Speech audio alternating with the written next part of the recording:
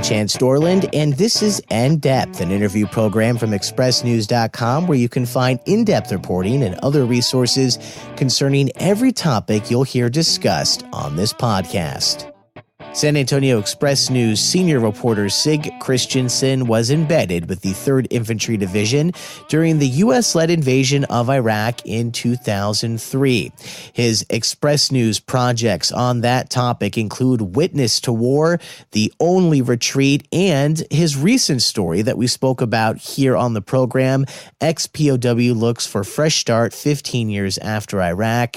Type in those issues, type in his name at expressnews.com, and there is a long list of stories that you will be able to check out.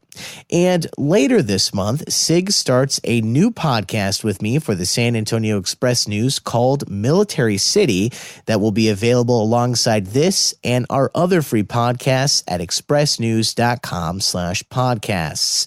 So I'm joined now once again by Sig Christenson to talk about this new project, as well as the recent addition of more Texas National Guard troops along the Mexican border. So Sig, thank you once again for joining me here on In-Depth. Thank you. Good to be on. Let's talk first about this new podcast, and then we'll talk about the increase of Texas National Guard as well as National Guard from other states along the southern border. So why the new podcast, Sig? Oh, I think it's a great way for people who aren't reading stories to get an idea, or who haven't read those stories to have an idea of what we're doing, how this works. It's certainly a freer format where I'm able to talk about things that I'm not going to generally write about. I mean, when I sit and write a story, I'm including the facts that I've gathered, whether it's from paper, things like documents, interviews with people, any kind of research I've done, or my own history. I mean, I remember a lot over the years from my stories. What I don't remember, I can certainly go back and refresh my memory from in prior stories. And all that stuff works really well when you build a story. But there are other ways to explain how you have covered a story, or what has been going on within a certain kind of story. And some of that is simply not going to be in the newspaper, and it will be here in the podcast. So in my mind, it's a great way to communicate. It's a good way to bring in people who are interested in simply listening if they're on their way to work, if they're curious about what the latest story was discussing. We can get into that, and I also can bring, I guess, some sense of context to it, since I've lived it for a long time now, not just as the military writer, which I've done for 21 years, but I've been a journalist now for almost 35, and I've done a lot of different things, not just military reporting. I've covered a lot of politics. I've covered prisons, and I have a lot of fun with this because there's some truth in the line that I have when I go out and make speeches, which is there's one similarity between politicians and convicts. They'll always tell you a story that's really sympathetic to them. The difference is one is trying to get in and the other's trying to get out.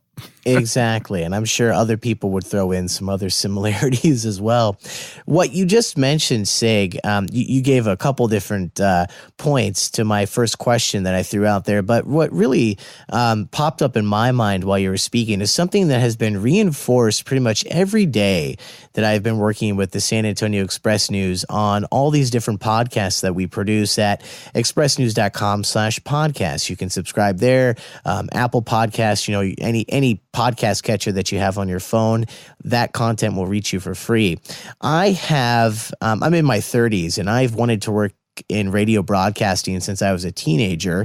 And for the most part, I have, and I've been very fortunate to do that. And one of the reasons why I enjoy radio so much is that you don't leave a lot on the cutting room floor, if you will, unless you're working on a very long, I'm hesitant to call it some sort of documentary, but I've heard people call them like radio documentaries, like 1, 2 hour, 3 hour, in-depth reporting pieces. Unless you're working on something like that, when you work in radio, what you have is what you have. You ask questions, if it's live, it is what it is. If it's edited, sometimes you cut it up a little bit, but whatever you do more or less makes it into the final product. But as I've been speaking with all these different writers, all these different reporters for the San Antonio Express News, I am constantly told about, oh, this didn't make it into the story. That didn't make it into the story. This, it didn't fit the amount of space that we have, or it just didn't really, fit the story that we were trying to tell. But there's so much research that goes into these stories that never make it in. And so that's what I think this new military podcast, among all the other things that you just mentioned, Military City, you'll be able to talk about all these things that you've covered that just never, as you pointed out, never really made it into print. And I think that's really exciting. It is. And in fact, what you're describing is a really common phenomenon on our side. A lot of people don't really know much about how the newspaper business works. They read the stories. What they probably don't really know, unless they've been around us or know somebody who's worked in the business, is that stories always get cut. Reporters will write longer when they can. I put a lot of context and history in stories. I actually love the history. What usually gets cut from the stories is the history. It kind of frustrates me to no end because I really care about the history. And when you get into history of combat for battles, for example, sometimes it becomes really important. So one thing we'll talk about down the line is the Battle of Objective Peach. It was a big battle 15 years ago this month on our way to Baghdad. And there were actually two battles, one in the day and one late that night, and it ran all night long. And I was talking with the battalion commander that I was embedded with, Rock Marcone, and Rock said that it was the biggest armor-on-armor battle of the entire war. And not just that, but it was the biggest armor-on-armor battle since World War II. Rock has a pretty good sense of history.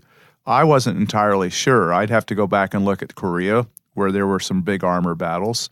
And probably the battle at 73 Eastling, if I'm remembering the name of that right, that battle in the first Gulf War was a big armor-on-armor battle. But the bottom line in this story is that never really got into the story that we did earlier this month.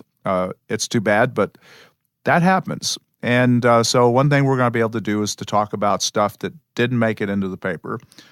Maybe it'll interest people, particularly if you really like the history of something. You can always bet there's a history to every story.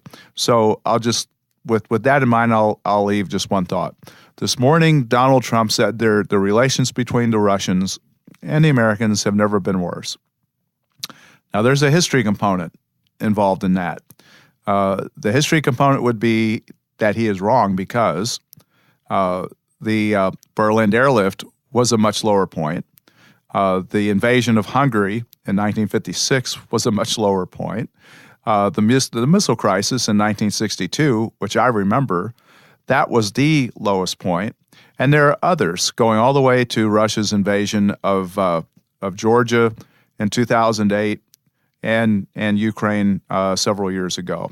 So low points are all over the place, and it's easy to sit there and hype it up if you don't know the history, but context matters.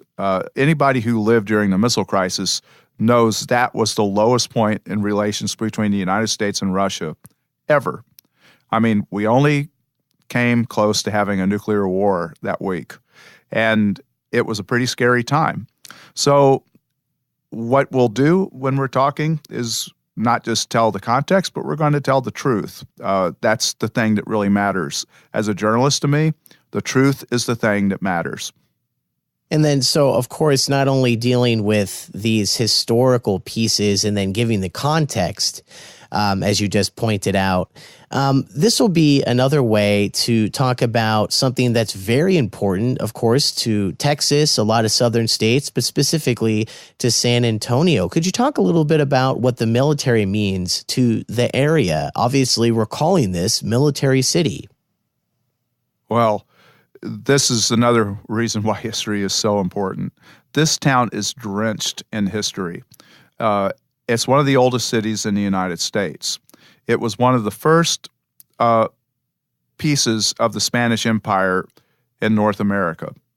And so the military has been here from the beginning. The Alamo is a good example of that. It's a place that is kind of a focal point of life, a center of life in our city, even in the 1750s.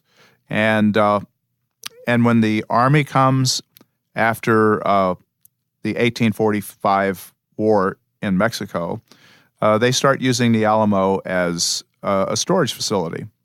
Fort Sam Houston is built a couple of decades later, so they start the post over there.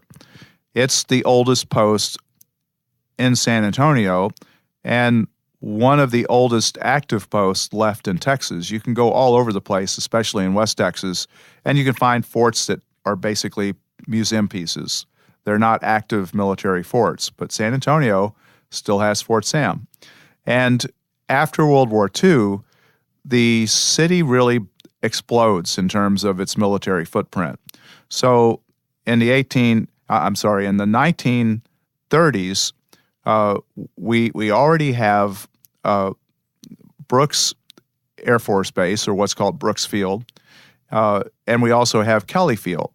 In 1930, we have Randolph Field. All those become Air Force bases when the National Security Act of 1947 is passed. And after the Korean War starts, Lackland Air Force Base just blows up. It becomes a really big concern. The Air Force, prior to the war in Korea, had a few training bases scattered around the country. San Antonio becomes home of Air Force basic training in the modern Air Force, and it still is. 35,000 airmen a year, enlisted airmen, graduate from there. You have Randolph, which is a flying training base for instructor pilots. You have Fort Sam, which is principally a joint medical training center for the Army, Navy, and Air Force. And of course, there are other concerns there, like the Army has other big organizations there, including the Installation Management Command. So there's a huge footprint here. It also includes some facilities the Air Force uses for cyber defense and for electronic warfare. So some of that is over on what people call the Old Kelly. It's what used to be called the Air Intelligence Agency, and it's gone by a number of other names. So we have a really large footprint. This is one of the largest military impacted cities in the United States. And it's like number 2 or 3 in terms of the number of retirees, the number of active duty and reserve personnel. It's just huge. There are 2 other places that are as big or bigger: San Diego and Washington, D.C., the National Capital Region, as people call it. So the military is a big, big deal here in San Antonio. It is perhaps the single largest part of our local economy. If it's not the most important, it is certainly among the top 2 or 3. So it matters. And on top of everything else, people during the Vietnam War who served in Vietnam come back and they remember San Antonio as being a very welcoming community to them. This has always been a place where the military was welcomed and supported, and it still is, which is why a lot of wounded warriors, people who've lost their limbs or have been badly burned, they've decided to live here, and you see them all over the place. So the military in San Antonio kind of are one. There's not much separation between the two.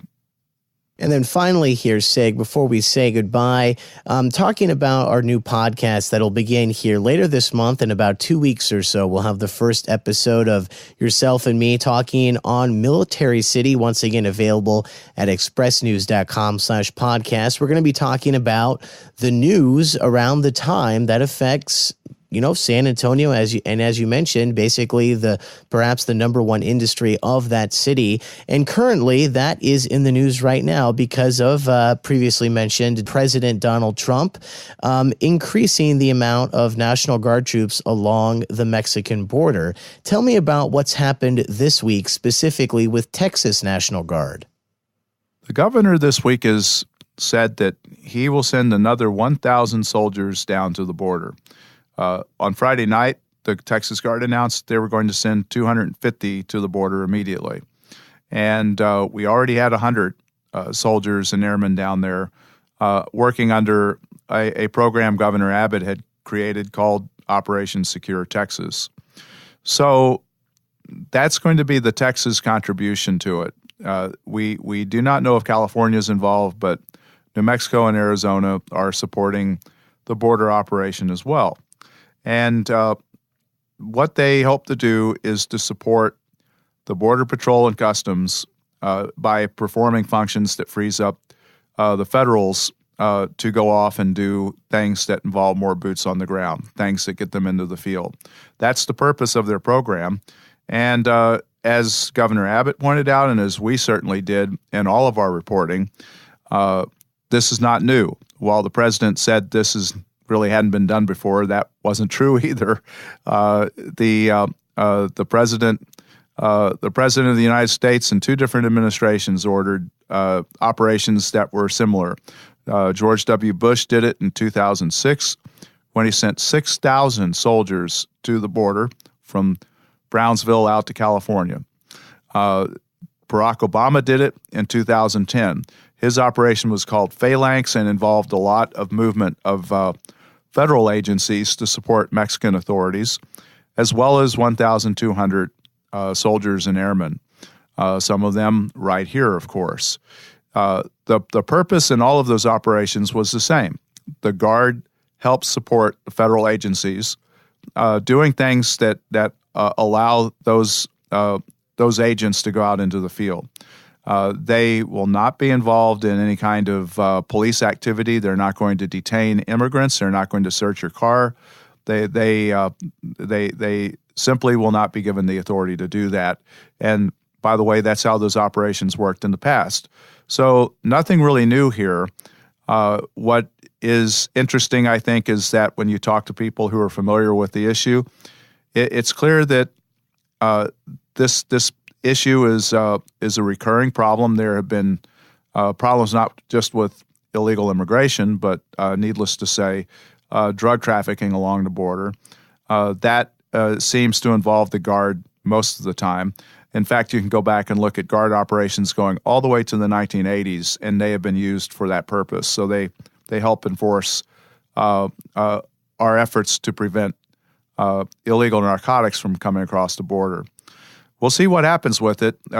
We're told that by the governor that this is an open-ended project, that there's no date for its termination.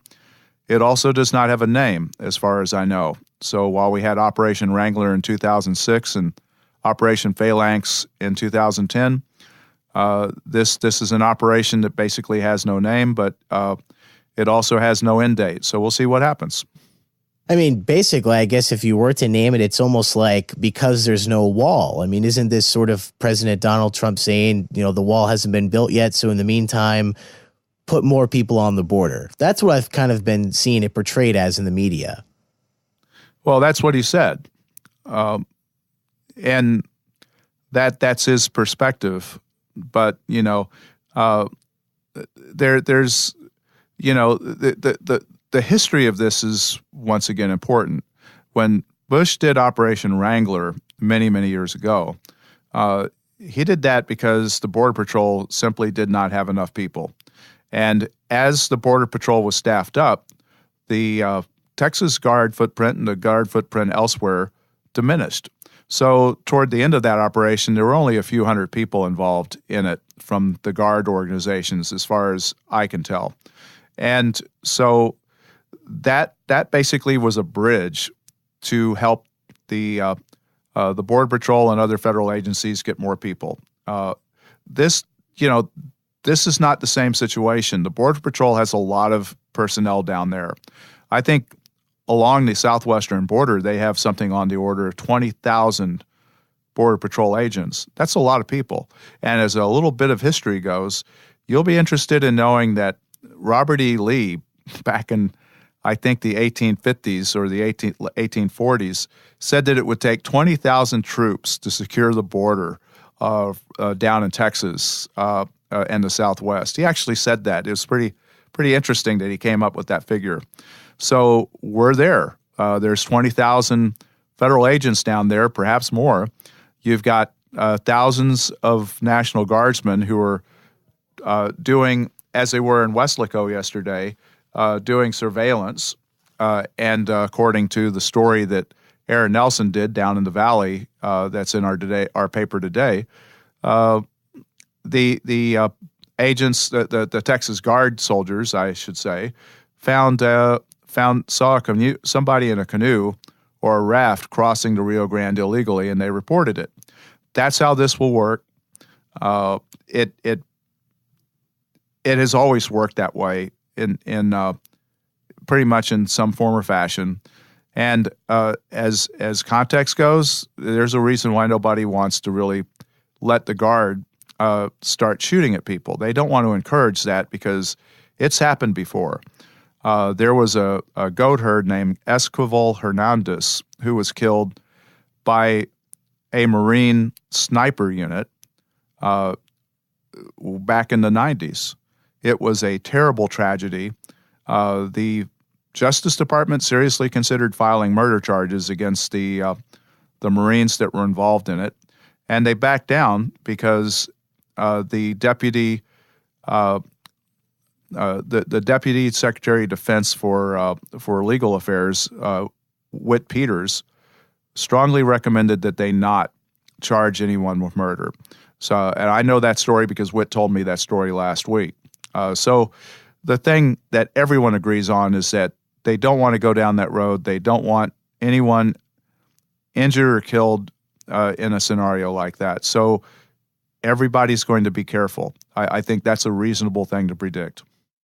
And that's the sort of insight that we'll be having about 2 weeks from now, later this month, when I'll be joined each week by San Antonio Express News reporter Sig Christenson to talk with me about Military City, the name of our new podcast, talking about everything San Antonio, everything military, very well connected, as Sig has already made the point earlier in this conversation. So I'm going to let you go now, Sig. Great to speak with you. We'll talk again in about 2 weeks. And yeah, I'm very excited to have the history, have all the discussion that we've just had, but on a weekly basis, and be able to tackle some of these upcoming topics and ongoing topics, just like we discussed now with the Texas National Guard and other National Guard from other states, perhaps soon enough also California, going to the southern border, and then perhaps more talk of the wall from President Donald Trump as the months carry on. So Sig, thank you for joining me, and I'll speak with you again here in about 2 weeks.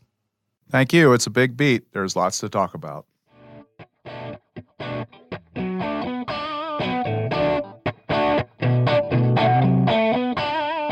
And a big thanks to San Antonio Express News senior reporter Sig Christenson for joining me for today's episode of In Depth, previewing our new podcast, Military City, that will be available every week starting about 2 weeks from now, so later this month. Check that out, as well as all of our other free podcasts at expressnews.com/podcasts. For the San Antonio Express News, I'm Chance Dorland.